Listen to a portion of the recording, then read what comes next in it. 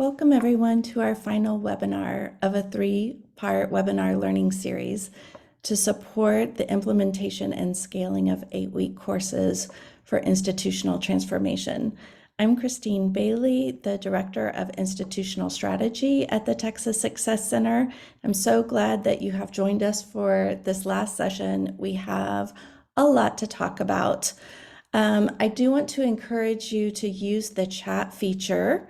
And please go ahead and modify your Zoom name to include your first and last name as well as your college. That just really helps our leader teams and the partners that have joined us today so that we can know who's on the call. And I did want to let you know that we are recording this session and I will post it on our events page today or tomorrow, and it will be a resource that you're welcome to share with others at your institution. So before we launch into the topic of dual credit and early college programs, I do want to provide just a little bit of information regarding the pre-institute workshop that will be hosted by Kilgore College, Grayson College, and Odessa College. So, as you know, our friends at the Trellis Foundation have provided funding to enable this network of collaboration. And we are going to end our work together at the Pre-Institute in Dallas. And so last week I did email all of our CEOs and the points of contact for this work at each institution to let them know the information regarding the expectations for the 7-minute capstone presentation. I've listed the questions here, but I've also shared a one-pager for them where really the purpose of this capstone presentation is to provide your implementation team members an opportunity to come together, reflect on what's working, what are some of the lessons learned that you've done so far, what are some of the big successes and accomplishments that you've already had, and next steps. So at the workshop, this will allow you to learn from the other colleges that are doing this work alongside you, and I'm hoping will help you think about this work in new ways and really help you with your action plan that is the culmination of the Pathways Institute. And Sway and Nora and I are working very closely together to make sure that everyone has a very smooth and successful institute. And so we've double checked that we have almost all of our colleges registered.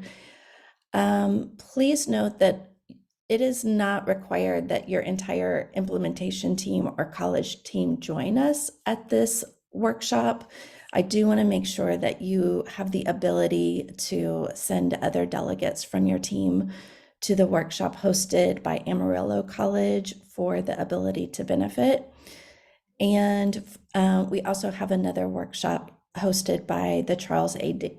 Dana Center to really help us think about our work with co-requisite courses. So if there's somebody that you want to really make sure is joining the other workshops, you can go in and modify the registration at this time. So the deadline for the Institute registration is October the 13th. So we have about a week to finalize those plans.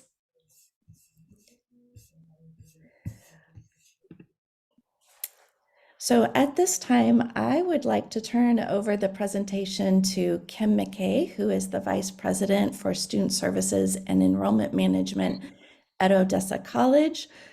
She has invited her colleagues and partners from Eckler Independent School District. And so I'm so thankful that we have this time to really think about 8-week courses in terms of how we can support high school students in this work. So Kim, I pass it over to you. Thank you, Christine. And good morning and good afternoon to those of you who are on the call, wherever you are. We are actually heading into our 7th week of 8-week courses with not only our dual credit partners, but also with our traditional college students. So this is a busy time at OC, but I'm glad to share some information with you. We don't have all of our dual credit course offerings as 16-week courses, but we have concentrated on our early college high schools making that transition, as well as the CTE academies that for the most part meet on our campus or in other areas of the district away from their comprehensive high schools. Joining me on today's call is one of our early college high school liaisons. She's currently serving as the registrar, formerly an early college high school liaison that works closely with their team to schedule students 4 times a year, fall 1, fall 2, spring 1, spring 2, and then accelerate or help mediate anything that may need to be caught up on during the summer. I also have been joined by one of our early college high school principals. So if you have questions about how to approach these conversations with principals, Carl Miller has joined us and is able to provide that insight as well. If you'll move to the next slide, Christine. So we have several dual credit academies, and these existed long before the early college high schools did on our campus. And so they started as 16-week programs. They include mostly CTE programs for the district, fire, cosmetology, LVN, criminal justice, auto and diesel, welding and instrumentation. And then on their CTE campus, they host business administration, future teachers organizations, preparing future teachers, early childhood, and culinary arts. Some of these programs have maintained a 16-week schedule because there are so many contact hours in those WECM programs. Welding, for example, is still 16 weeks in both the academy model and the early college high school model. And on the next slide, you can see more about the logistics for those particular programs. There are programs on our campus in Odessa. There are also programs at our Sewell Auto Tech Center just down the road. The district has a center called the Frost Center, and they host most of their CTE coursework at that center in close proximity to our campus. So if we need to send faculty or support them in a certain way, we can do that and do that very quickly. Transportation is an issue for all of these students, or an opportunity for all of these students. They are leaving their comprehensive high schools and joining the CTE centers or one of the Odessa College campuses or centers for double block schedules. Some of those start in the morning, some of those in the afternoon, but those block schedules are aligned with the college block schedules and then allow for some time for transportation.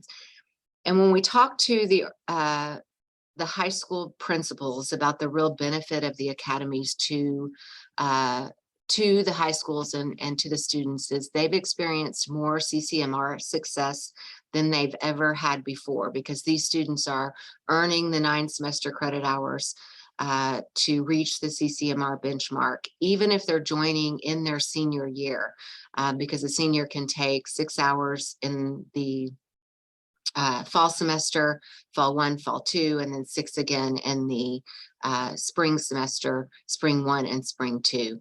And they're also experiencing more certificate completers than they've ever experienced before, both of which contribute to their CCMR success on their campuses and in the district. On the next slide, I'll introduce you to OC Techs. This is Carl's campus. They earned the A rating in accountability this fall. Very, very proud of them. They were a solid B for a really long time, but we've made some improvements to provide supplemental support and instruction in the classroom. And I think it really has contributed to the students' success. On the next slide, you can see what their fall 2022 student body looks like. We do have all grade levels on our campus, 9th through 12th, just under 400 students.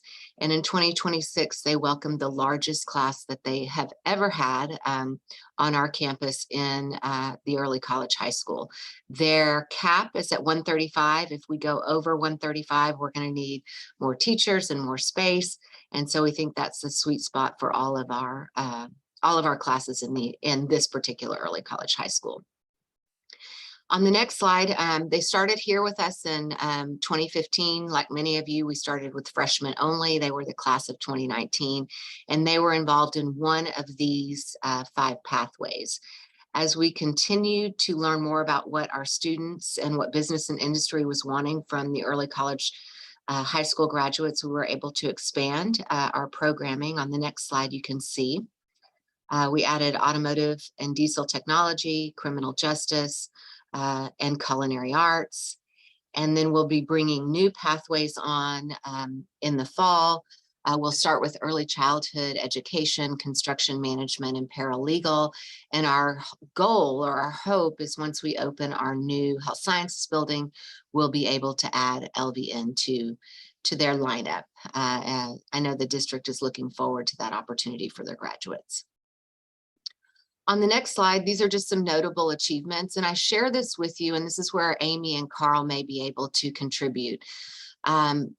These early college high schools, by design, are graduating students every year. The class of 2022, there were 67 graduates, 65 of them earned associate degrees and certificates, and 30 of those students are currently enrolled in the Odessa College Applied Baccalaureate programs. They remain behind to complete their AAS, or they've moved into another applied technology or health sciences program to have another opportunity to learn more and provide opportunities for them in the Permian Basin as far as business and industry is concerned.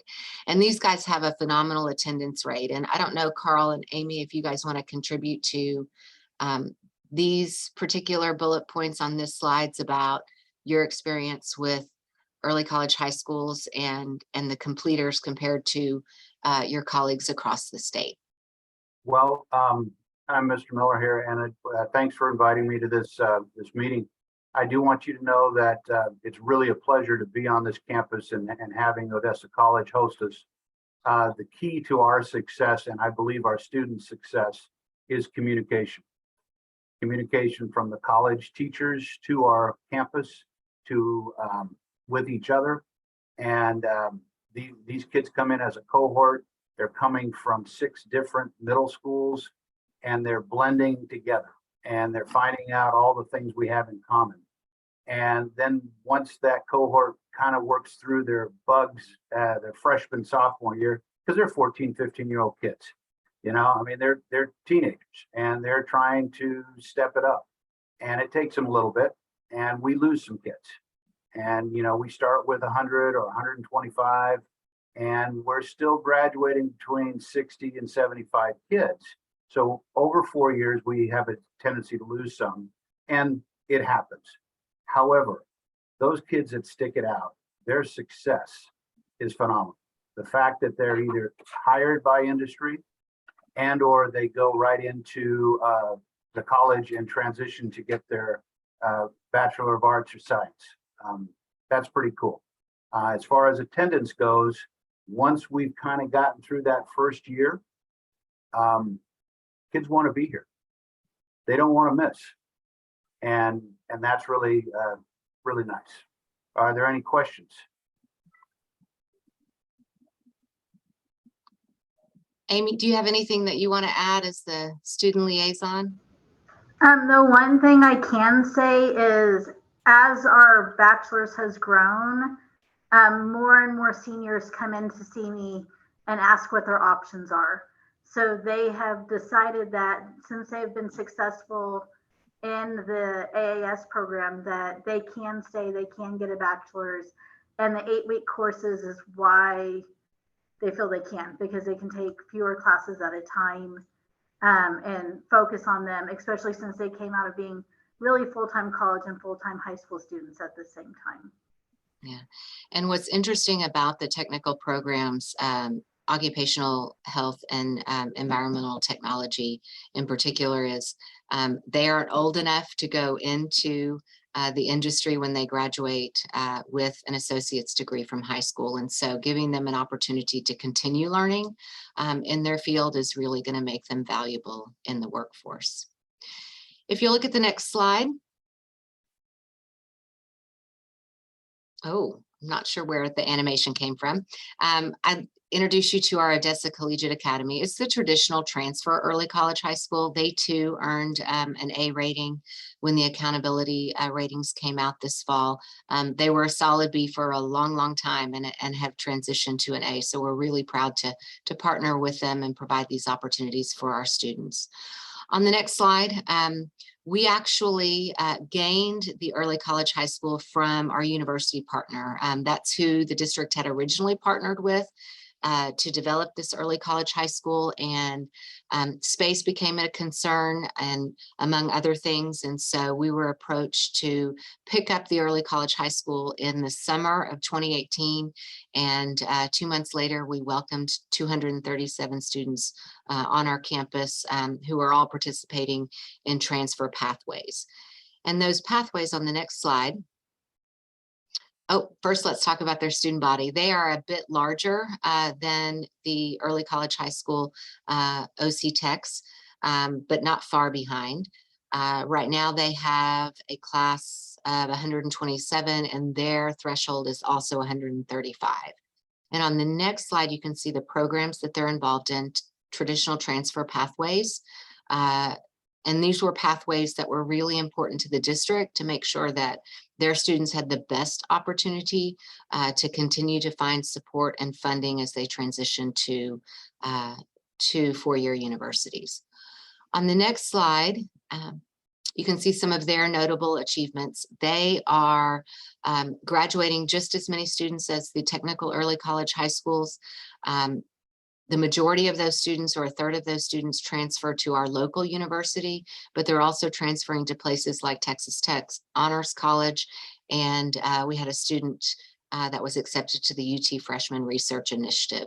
The partnership that we have with these schools to connect students through their AVID classes to university opportunities has been really critical in making sure that we connect students to their four-year options as they transition away from us every 4 years.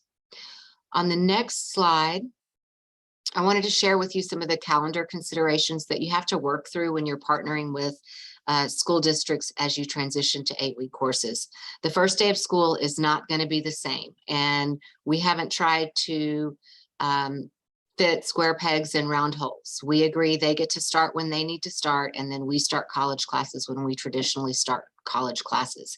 It's actually been a really nice way to give our students a runway in preparation for their college coursework, especially your underclassmen, giving them that sort of 0-week experience to get acclimated, find out where their classes are, what the lunchtime looks like, lets us work through early drop-off and late pickup, and really be prepared for when traditional students join them about a week after the school district starts. Thanksgiving is something that we work through annually. The early college high schools and our dual credit academies, they honor the full week for Thanksgiving, and we don't. But we've made an agreement that there will be no formal instruction on the Monday and Tuesday that the college courses meet. No mandatory assessment or assignments due that day.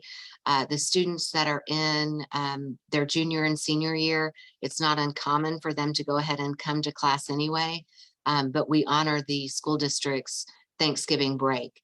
The same goes for winter break. We usually administer finals a week before the school district lets out. That's their college final. They take the college final on the last day that the class meets, and then they transition into their high school finals the week after we finish. They're running at the school districts a 9-week semester instead of a 6-week semester. And that's what allows us to have the week on the front end is 0 week, and then the week on the back end is the final week. Early dismissal, our district has probably 6 early dismissal days throughout the year. They're always a Wednesday, which is a real disruption to students in the early college high schools because college classes meet on Wednesday. And so what the district has allowed the early college high schools to do is move their early dismissal to Friday because we don't have college instruction on Friday. So the students come early in the morning or during the regular school day. They do the high school co-curricular and student support activities, and then they're dismissed early on Friday. The same goes for Monday holidays. October 11th, Columbus Day is a district holiday. Our early college high school students will be on the Odessa College campus because college classes are meeting that day. Instead, they will take the Friday holiday. And then we work through testing days with the district. They offer SAT, PSAT, and other mandatory testing for the district. Those happen to always fall into the week of finals for their college classes. So our early college high school liaisons work very closely with the college faculty to schedule an exam time that allows these students to take advantage of the free testing that the district provides. On the next slide, you can see some of the other considerations that we have to work through annually, and that the school has made adjustments to their own schedules in order for us to run on an 8 weeks and on an 8 week term. We're all running a block schedule. The blocks start at 8, which means the high schools are starting about 20 or 30 minutes earlier than the comprehensive high schools. The school day may have extended hours, or in the academy cases with the LVN and I believe the welding program, they actually start the day a little bit earlier so that they can get all of the contact hours in place. And then we work through final exams. We don't have a final exam week in an 8 week structure. Students are taking the exam on the last day the course meets. So that's typically on a Wednesday for a Monday, Wednesday class, and a Thursday for a Tuesday, Thursday class. On the next slide, this is an actual schedule that's posted on the Early College High School's website. So you can see how the block schedules run. They have an A day and a B day.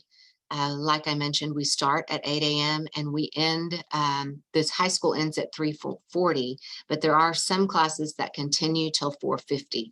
And so that means that the high schools have to work with the school districts and with their transportation officials to make sure that there's what we call an activity bus available for these students.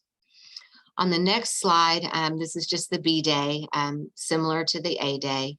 And you can see that the college classes are meeting 2nd, 4th, 6th, 7th, and 8th, or 10th, and then 12th period as necessary. The last slide here shows you what Friday looks like. There are no college classes offered on Friday, but we do quite a bit of learning support, supplemental instruction, scheduled tutoring to provide the college kids with the additional support that they may need, whether it is restorative tutoring or preventative tutoring. They are available to access those resources on Fridays. And then the school day ends just a little bit earlier than normal. Their last class ends at 2:40 instead of 3:40. On the next slide, I wanted you to see what a pathway looks like for students in the transfer early college high school. We start small, and they have 2 8-week courses in their first year. That expands to 4 in 10th grade. And then we have the 11th and 12th grade schedules. By 12th grade, they are college students and they're attending college classes. And I don't know if the principals even see those seniors on the days that they have the college classes. And then the next one, I wanted to show you the pathway for a welding student, because I think it's important that you see we have to run both 16 and 8-week courses here because there are so many contact hours in the welding courses. And so the freshman year, they're taking the foundations or fundamentals of welding, and then 2 8-week courses. These are not necessarily courses required for the college degree plan, but we're helping to meet the high school degree requirements by offering kinesiology here. And then spring 2, they just have one 16-week welding course. And you can see as they move through, Welding maintains a 16-week schedule, and then the core curriculum or the other courses required for that pathway are offered at 8-week courses. Amy wanted me to mention that she works really closely with the early college high school counselors to actually schedule or produce a schedule 4 times a year. Amy, I don't know if you wanted to contribute to that conversation or discussion. You're more than welcome to. Well, and I do, because the question came up in the chat, did I hear the courses they take at the high school are not 8-week sessions? With that 9-week high school session, so if I have a freshman who is in freshman English, in fall 1, they may have 8 a.m. freshman English. In fall 2, they might have 9:30 a.m. freshman English, because their college course or their college schedule changed at fall 2 term and changed it. So we have students who will completely change schedules 4 times a year.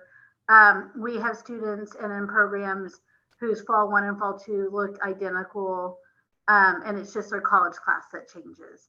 So it's important to know that's why the district and the high school has gone to that 9-week high school term for grading purposes. And it's just so they can transition at the same time we do every time we change. Carl, do you have anything? Yeah, I just wanted to emphasize for anyone out there, the Fridays are a really big deal for our kids, and especially during this pandemic that we had. Those Fridays are golden for our kids to make up the time that they need for the contact, especially when it came to trying to keep those small, safe classes and having them get those minutes in. We have activities scheduled for kids to get that full funding for CTE. And Fridays are a big moment for us to capture those 20 minutes here, those 30 minutes there. And so college professors and instructors preload assignments in their Blackboard, and our kids sit in our classrooms and actively engage in those lessons. And then if they have questions, because the college has that Friday for teachers to make contact, I can actually send students down to the college teachers for a 30-minute tutorial. And again, that's a very big bonus.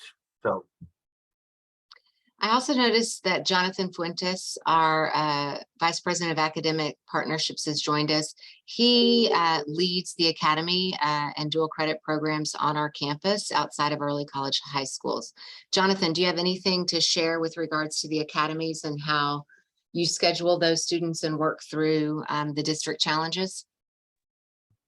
So sorry that I joined so late. I just got out of a meeting, but happy to be here and happy to take any questions that you'll have about academies. I'm not sure which parts you've covered already, Kim, but we work closely with the CTE team over on the comprehensive high school campuses here at ECISD to make those academies happen. And so we bring those students to our center, to our programs here. And so we'll run some of those programs completely here. And then we also have programs that run at the Frost Center, which is a central location for ECISD, where they send Odessa High School students and TO students, which is New Tech Odessa, and they send Permian High School students too. And so we have to make sure, of course, that we have those double blocked and that we have enough time to get the buses over here for transitions too. Do you want to speak to the CCMR success that they experienced with the academies? Sure, and so that's one of the reasons why I think many of them have been interested in moving from the 16-week format to the 8-week format, is so that we can try to get as many graduated with level 1 certificates as possible. And so we've seen many of them completing now. And so the numbers keep growing and growing in terms of level 1 certificates. And that's one of the reasons they pushed hard in that direction. The other is to get the 9 hours or more of CCMR credit, from just taking dual credit. And so in the 8-week format, they're able to ensure that as many students as possible get over those 9 hours, and then try to get as many students as possible to get those level 1 certificates too. And we are going to transition to Kilgore next. Are there any other questions that you guys have? Please put them in the chat, and we'll reserve some time at the end of the plenary session to address those. Right, thank you, Kim. Well, we don't have that many slides compared to Odessa. We, of course, at Kilgore don't have an early college high school or true dual credit academies on our campus.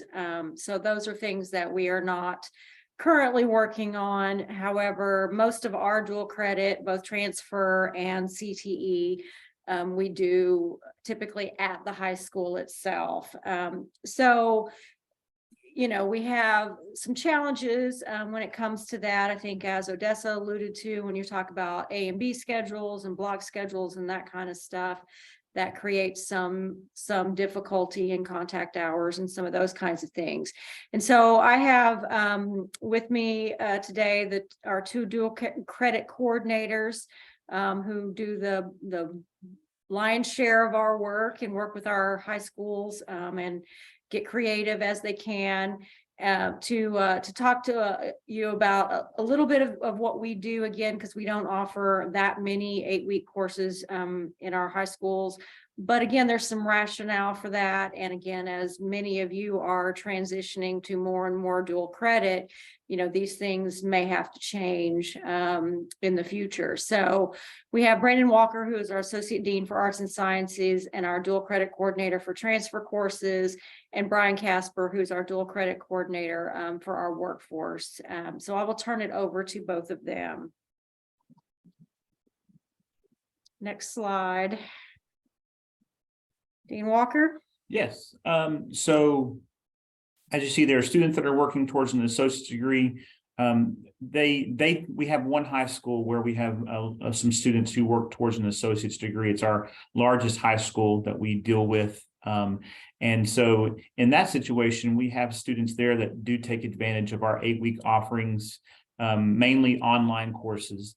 And they fit those extra online courses in with their high school schedule, and that allows them to hopefully complete that associate's degree, or in many cases get close to that. And there is one other place where we have started offering some 8-week courses, and it just happens to be a place where we have a center where 5 high schools come together, where we've coordinated one block of time in the mornings for academic courses. And we send a full-time instructor out to teach at that site. And because it's a full-time instructor that we send out there, what we started doing is for their seniors that are taking courses, we started offering 8-week courses just to give them some exposure to those 8 weeks and hopefully make their transition to Kilgore College a little bit easier. But again, that's mainly the extent to what we do on the academic side in terms of 8-week courses, mainly web offerings, and then that one place where we do offer some face-to-face. And Mr. Casper, you want to chime in with anything related to the workforce side with the 8 weeks? It's the same thing that Odessa was sharing. We're so tied to the contact hours and the amount of time and effort that is required, and we work very hard with our partner ISDs to make sure, or to attempt to use their staff as adjunct faculty. And when we do that, it makes it easy for us in terms of staffing, but it locks us into their schedules. And so we have to be very flexible depending on each and every district that we work with. And I'm not sure, Brandon, we're 20 odd districts that we're working with. So we have to have a lot of flexibility in that to make the workforce courses work. And the 8-week courses using their staff just isn't very, very much of an option or functional.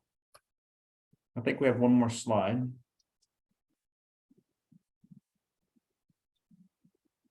And so we go out and teach a lot of face-to-face dual credit, and it's more us trying to fit into their schedule than the reverse. And so because of that, the 8-week just does not fit very well in terms of what we do. And so we have to, some places we go 3 days a week, some places we've been able to block it to 2 days a week. But it just doesn't work well with us with 8 weeks a lot. And so we're still a 16-week with a lot of those classes. And as Mr. Casper was mentioning, we try to use full-time instructors where we can, but we end up having to use adjuncts and instructors that are embedded at those high schools who are teaching full-time at that high school, and will also teach an adjunct class for us. And there's more freedom with contact hours, number of hours, sections that they can teach. with 16 weeks versus 8 weeks. If you get into the 8 weeks with adjuncts and different things with payment and things of that nature, you become very limited on the number of courses that those instructors can teach. And so because of that, we have to stay with that 16-week model. Anything to add, Mr. Casper? No, ma'am, that pretty well says it all. We just, what we really work hard to do is to meet the needs of our partners out there, and it just varies from campus to campus. Yeah, and it's always a struggle. Every beginning of every semester, some school will change their bell times and all of that kind of stuff, and it creates a scramble on our end. So it's not an easy prospect always to do the dual credit side, as most of you are probably aware. And so we can further answer any questions on the KC side during our Q&A portion. And I will turn it back over to Kim. And Grayson doesn't have slides to contribute today because most of their courses, I guess all of your courses, Dave, are run 16 weeks, right? We would have been repetitive with Kilgore's presentation. We mostly align. We do the same thing, which causes problems on our end to bend to the needs of the high schools, which we have more than 20 of, but we closely align with Kilgore. Great. So we'd like to take this time to answer any questions that you all have. I think Amy's done a fantastic job of answering questions in the chat, but it looks like there may be a few other questions out there. I'll let you, Christine, moderate for us. Sure. Thank you, Kim. There is a question about the 8-week courses, whether they are offered on the college campus or online, and whether there are 8 weeks sections at the high school. And I think that probably this was a question for Kilgore, since you did talk about the block schedules that y'all were using at the high school. Right. And so, yeah, I just typed an answer in there, and I'll let Brandon chime in as well in case I misspeak, since he's our guru. But yes, typically the 8-week, if we do any, is going to be more of an online format. We do very few face-to-face, if any, 8-week formats on their campus. Brandon, are the TIVA courses, are those 8-week? No, those are 16-week web 16 courses. Yeah, our Yeah. Hallsville online academy type stuff. So yeah, so we really don't do hardly any 8-week face-to-face. Right. And most of our dual credit web is 16-week. We have again, that one high school we deal with at Longview High School that has students working towards the associate's degree. That's the one high school where their students will fit into our 8-week webs that we have for all of our students, not just dual credit students. And so, but sections that we have that are mainly reserved for dual credit students are still mostly online 16 weeks as well. So I'm sorry, Kim. Oh, I was just going to say, for us, all of the 8-week courses are on campus in both the academies and the early college high schools. There are times when we may need to make an adjustment because of faculty not being available. And so those are created in a way that the students still attend class with a dual credit facilitator. And I don't know, Carl, if you have any of those classes, but I know Jonathan can speak to that model in the high schools. Yeah, go ahead, Jonathan. As far as what we do here, we follow whatever you tell us to do, and that's pretty much what we do. And I will say for everybody else, it has been really great that the college and ECISD communicate at the board level with each other. They talk, and the fact that our 2 early college high schools here have been given permission by our school board to have completely separate calendars, completely separate training days, and all that. I mean, they really have gone all in behind our efforts so that there isn't this conflict. Our only real issues from time to time can be transportation. And that's just because there's only so many bus drivers out there and you're trying to get kids to and from things. But I'll let the other gentleman speak.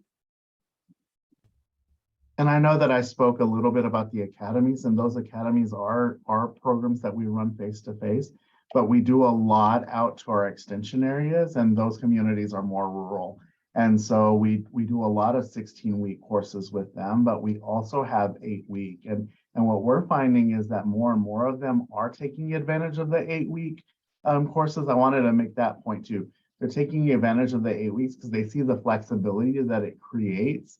And sometimes, you know, a student may fall behind and they find that the 8-week format allows them to catch up, maybe even finish that associate degree by the time they graduate their senior year. And so that has been, it's becoming bigger and bigger even in those outlying areas.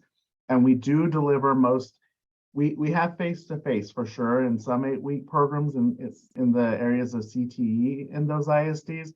But we are delivering many of them still online. And so a lot of our coursework is online in those extension areas, unless they have the instructors on their campuses to offer it face-to-face.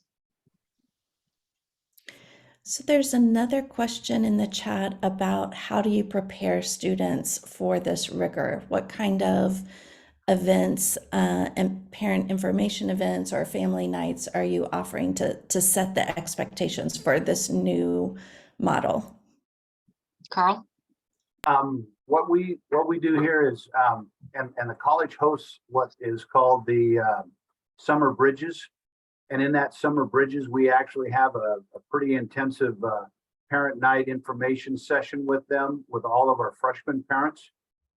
We then do it again in August, where we have just the freshmen coming in and their parents come in, and we have about an 80 to 90% success rate on attendance. And we talk at length with them about what are the things to do. And we talk about all the wraparound supports that are here from the high school side, but also the college. And Odessa College has, tutoring for almost everything. I mean, they just do. And it just comes down to building that self-confidence in these young men and women to ask. You know, you can have it, but if they don't walk in the door, again, what do we need to do to help them to walk through that door? And it's just communicate. And we don't keep them all. Some of them are dismissed because of academic performance, others because of conduct. But we all go into it understanding that the nature of the early college high school is to accept the students who may be at risk, but appear to be really motivated. And that motivation goes a long way. And I think Carl has been really good about allowing us to make or to add a course that gives some relevance to their pathway early on. So they're not hit with coursework that they may not see the relevancy or understand why they're having to do that. Amy, did you have anything you wanted to add to that? I did, and I also want to say some of our programs, we do not throw my freshmen straight into 8-week courses. So like my automation students are taking robotics in fall. They're actually doing 100% face-to-face 16-week course. And then as they move through their program, they will transition to 8-week courses and more of a hybrid method. So we don't throw them in to an 8-week intense hybrid before they have the opportunity to be successful. And we didn't mention that yet, but those courses that are being offered, we've referenced them as face-to-face, but they truly are hybrid coursework. And so the students are learning to manage in-class situations with the instructor, as well as the online engagement that's required to be successful. I will add, and you didn't see this on the pathway, our QEP was to add a 3-hour transferable learning frameworks course. So now all of the entering freshmen are able to take that course as part of their pathway. It's part of our core curriculum requirements. Prior to that, it was it wasn't a college level course. It wasn't a transferable course, but it was still required. So hopefully that will give them the information that they need to know to be successful once they move into their actual program. Could I add one more thing on there? We're in the second year of doing that here at OC Tex and at the college. And so we're going to see this data coming in a little bit more probably within the next year or so as far as retention. Our overall goal is to try and maintain an 80%. We'd like to get up to that 80% mark. We're a little below it right now. And I do see a trend that we're going in the right direction. So we just got to kind of keep doing the doing. That's right. Christine? Yes, thank you. I just want to have a moment of gratitude for our friends at Kilgore College and Grayson College and Odessa College for joining us for this final webinar. In order to maximize our time with these 3 colleges, we're going to go ahead and shift into breakout rooms. And for those that have been on previous webinars, you'll know that we are asking that you join the breakout room for your leader college. We've also added a 4th breakout room for today, which will be specific for the dual credit and early college high school team with Ector Consolidated ISD and with our friends at Odessa College. So if you have specific questions to dual credit or the early college or PTech model, you're welcome to join that breakout room. Otherwise, we invite you to join your leader college to continue conversations. It doesn't have to be about this topic. It can be however you want to prioritize this time. So Sway Youngston is going to open our breakout rooms at this time. And we will see you at the Pre-Institute. We won't be coming back, but thank you very much to all of our speakers today.